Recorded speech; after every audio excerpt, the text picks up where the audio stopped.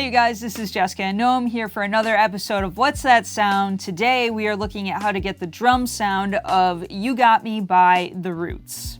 The drummer was Questlove. It was produced by The Roots. It sounds like samples, but it's real drums. Let's figure it out.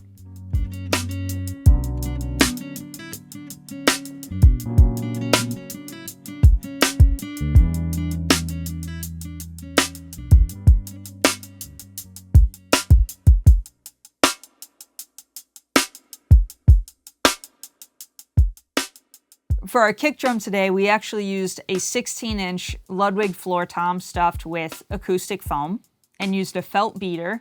And then we had a Yamaha Dave Garibaldi signature snare and Zildjian dark hats.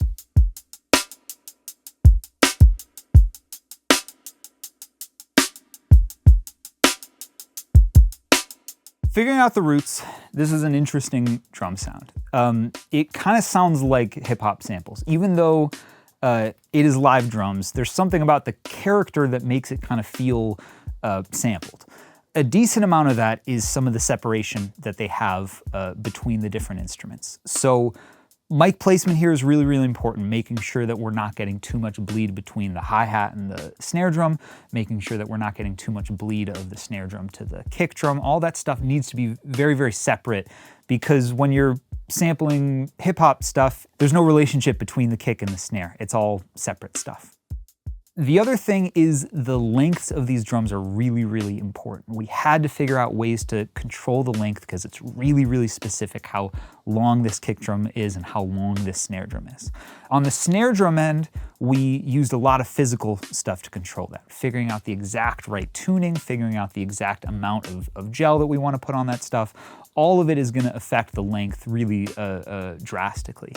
On the kick drum side, you can control it with the stuff that you're putting in it, you can control it with the tuning, but that will only go so far. And certain kick drums, especially if we're using a kind of smaller kick drum, it had a length to it that we just had to deal with through some gaining and other stuff.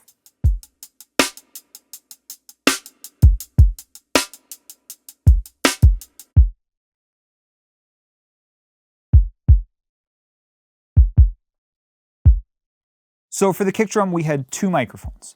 We had a Shure Beta 52 that is a really modern, classic sounding kick drum mic. It kind of sounds pre-EQ'd. It's very scooped feeling. It has a kind of pronounced high end. It has a really pronounced low end. So the low end is pretty hip hop sounding, right? The low end has a lot of subs in it and stuff like that.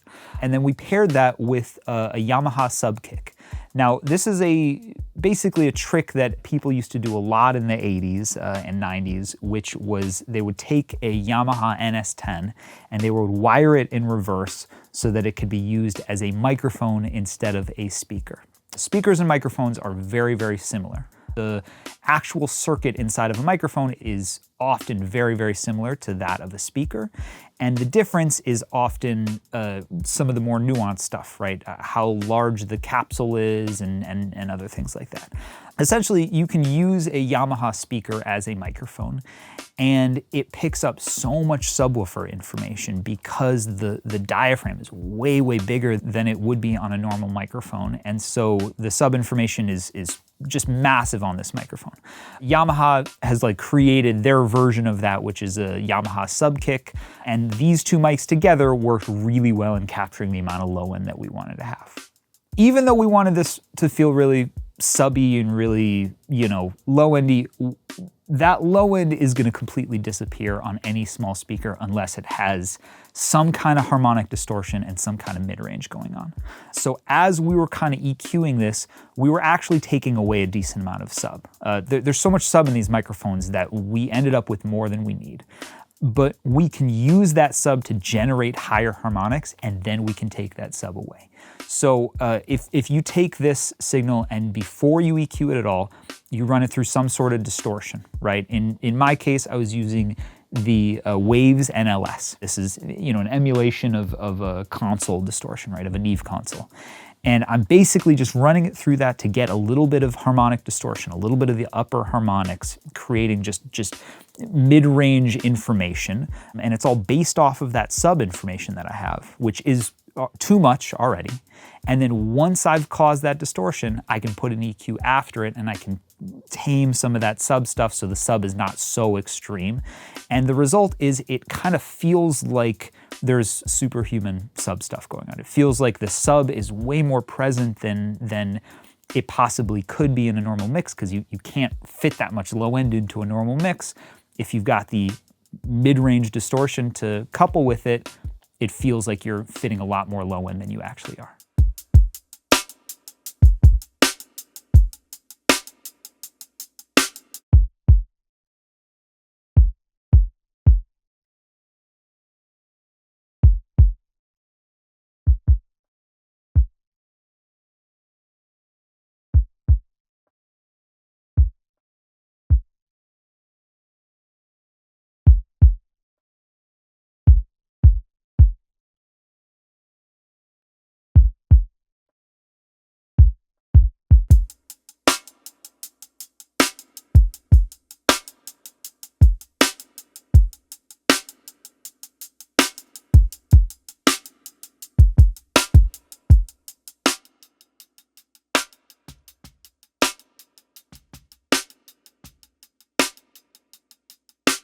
On snare drum, we put an AKG 414. That is not the most usual choice for snare drum. I knew at the front of my mind that I was not going to have an overhead. And that creates a problem when recording snare, because when you record a drum set, you don't always realize how much of the high end of the snare drum sound, how much of the air, how much of the naturalness of the snare drum sound is coming from the overheads, not from the direct mic. Especially if you're using a dynamic mic, it can tend to be a little mid-rangey. It can tend to be missing some of these super high frequencies that the overheads, the room mics kind of give to it. We were going to have none of that. I also didn't necessarily want a bottom snare mic. The bottom snare can also give you some of those super high frequencies. But the trouble is there's a certain intimacy with the bottom snares that a bottom snare mic gives you. It's, bottom snares mic'd very close up in a way that's not necessarily totally natural sounding always. You can blend them together, but it's a different kind of sound. With this snare drum, it almost sounded like a snare crossed with a cross stick sound or something. It was very wooden sounding, very sticky sounding.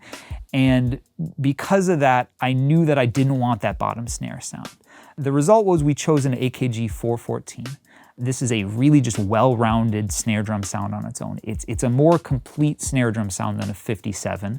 And the reason that you opt for a 57 more often than not is because it's not as directional. The 414 will get a lot more bleed. The 57, it can be more isolated.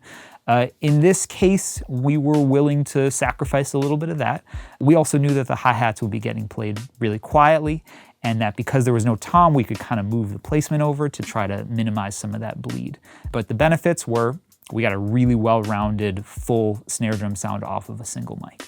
The other thing that I did was I knew that we wanted some intensity to this snare, but I really did not want it to feel terribly compressed.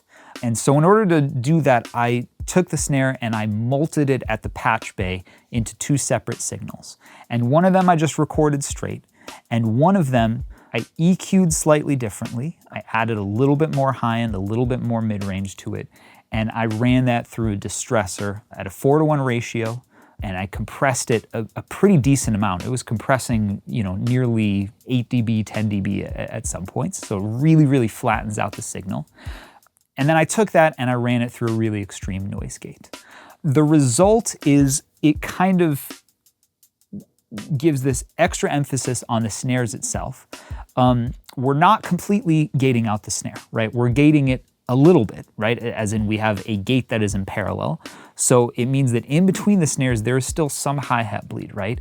That's kind of necessary for this because I didn't want it to feel totally sterile in the way that it feels when you completely gate a snare. We wanted a little bit of that life still in there. But we kind of wanted to have our cake and eat it too, and having a parallel signal, that really gave that to us.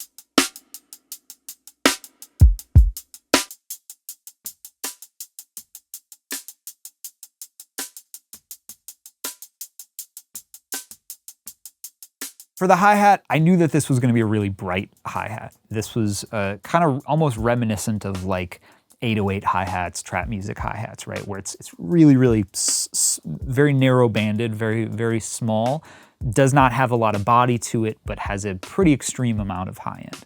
So I picked a really high-endy mic. I picked an AKG 451. That's very, very bright, very high definition, very sizzly. And then even though that is a very bright mic, I ended up with the SSL adding about 15 decibels at 10K. And then I was adding an additional 5 decibels at 15K. So I'm adding a huge amount of high end. I'm also rolling off a bunch of low end. And the result is a very, very specific hi-hat sound. It's not right for every genre of music. For this, it's absolutely perfect.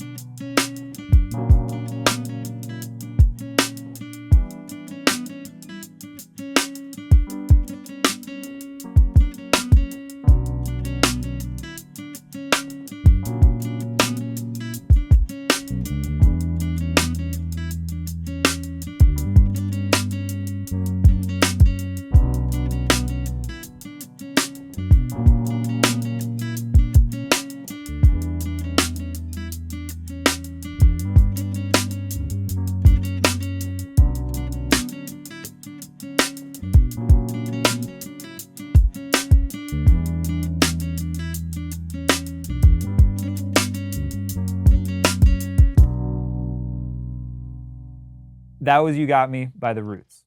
Thank you so much for watching, and as always, please let us know in the comments what other songs you'd like to hear us break down. We'll see you next time. I was hoping for the handshake.